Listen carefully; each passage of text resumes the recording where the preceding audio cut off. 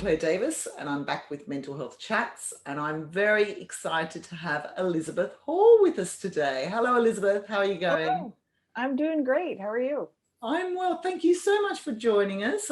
You're our first guest for the new series on body image, and I'm very excited to have you because we probably haven't noticed Elizabeth's accent yet, but would you like to tell everyone where you're located?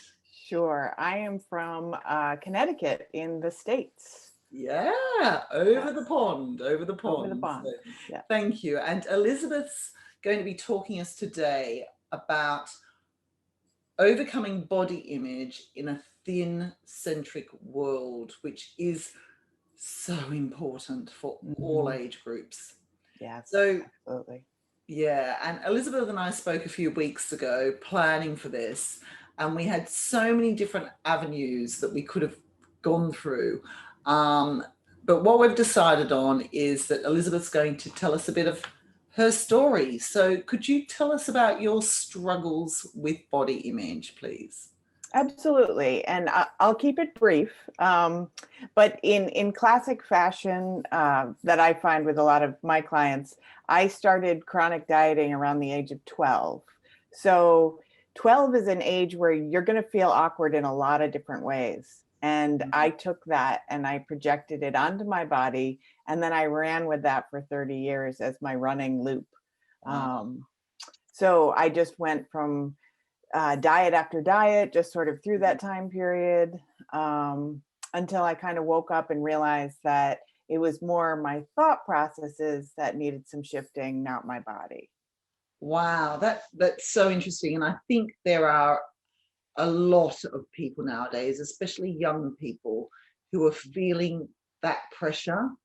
Yes. So if you can explain, why do you think you really struggled at that age with your body image?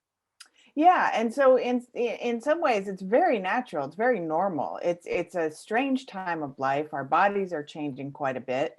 We are in that phase of life where we're comparing ourselves. We almost can't not.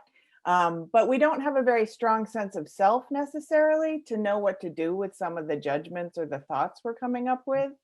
So we just internalize it. We just kind of take that discomfort, and our world, the thin-centric world, says, hey, you should look this way. Mm, So it's so natural and so easy to take all the discomfort we're feeling and just focus it and funnel it on our bodies, especially if we have any way that we don't look the way that we're taught that we should.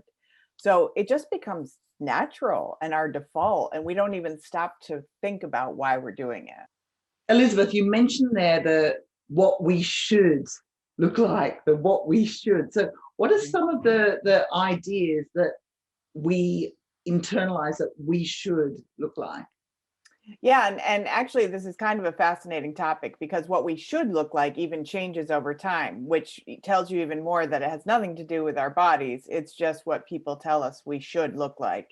Yeah. And lately that's taller, thinner, whiter, richer, all of these things that we internalize and think we're missing the mark if we don't match that in some way. So we end up carrying around this image, and lately we've been carrying it around even in our back pockets because social Mhm. media will send all of these images to our phones.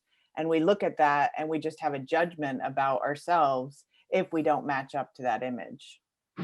Yeah, that's so interesting. And often what I find with people I talk to, it's their perception of what they Absolutely. think they should look like. Exactly. And it's what's going on in their heads of, I Mhm. should be this, I should be that, I should be this, I should be that, when actually it's not what other people are thinking.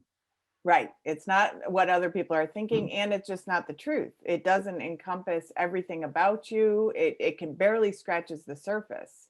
Yeah. It literally is an image that you are carrying around in your mind that isn't the truth of everything that Wow. you are. Wow. So So, you mentioned you struggled with this for 30 years. yeah. So Yeah. so can you tell us, Elizabeth, how did you heal? How have you helped yourself? Yeah, I think the beginning was just having that awareness. So the awareness was huge that some of this was my thoughts in my brain that was perpetuating this pattern in my life of thinking that I needed to change the body. And then I came into the additional awareness that I was feeling discomfort when I started to focus on my body.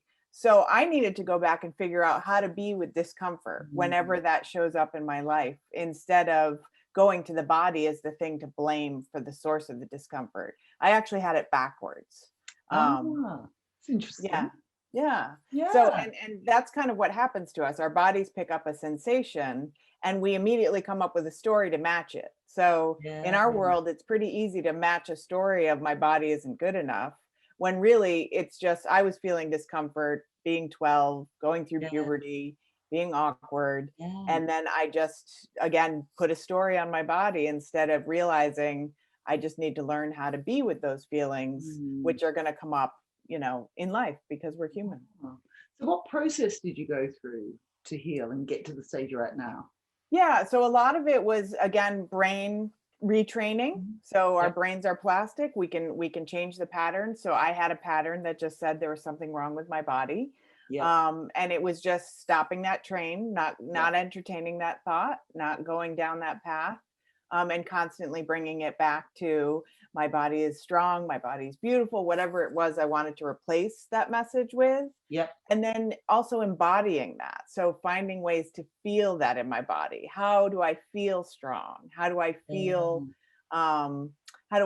like I want to feel in my body? So finding activities that would support that, whether it was just walking in nature or some kind of a sport or movement, or meditation, anything that would help me ground and center, just in knowing that I'm so much more than my body, and that my body really is doing such an amazing, great job at supporting me in my life.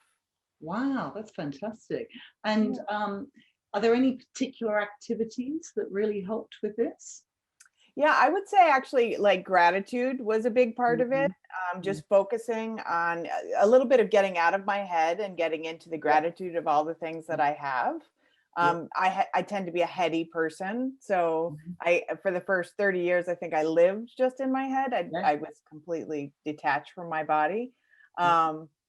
And so having a gratitude practice, even if it's just at night, kind of a little running list of, what are 3 things to be grateful for today?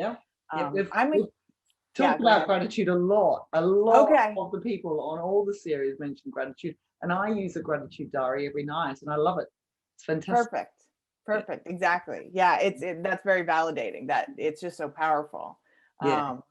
And on top of that, I love to journal. So I would wake up in the morning, and even if it started with, I feel uncomfortable in my body today, I would just run through, and then what? And then what? And then what? Instead of just stopping with, so I have to go change my body, and then going down that rabbit hole instead of really getting to the root of what was bothering me.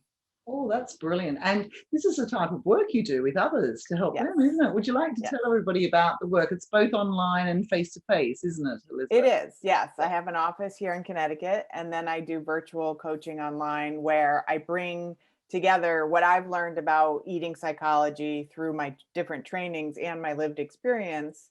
And I bring that together with life coaching to help people shift these patterns and really learn to appreciate their bodies from a deep sense of, it's not even body love, it's self-love. It's just having that compassion, grace, and gratitude for even being here and having this experience. And when you can come from that space, then you are just a little more adept at dealing with whatever discomfort makes you want to turn and judge your body as you move through the world. Wow, that's interesting. So how can people contact you then, Elizabeth? They can find me online, 𝗖𝗵𝗆𝗆𝗀𝗆𝗀𝗋.com.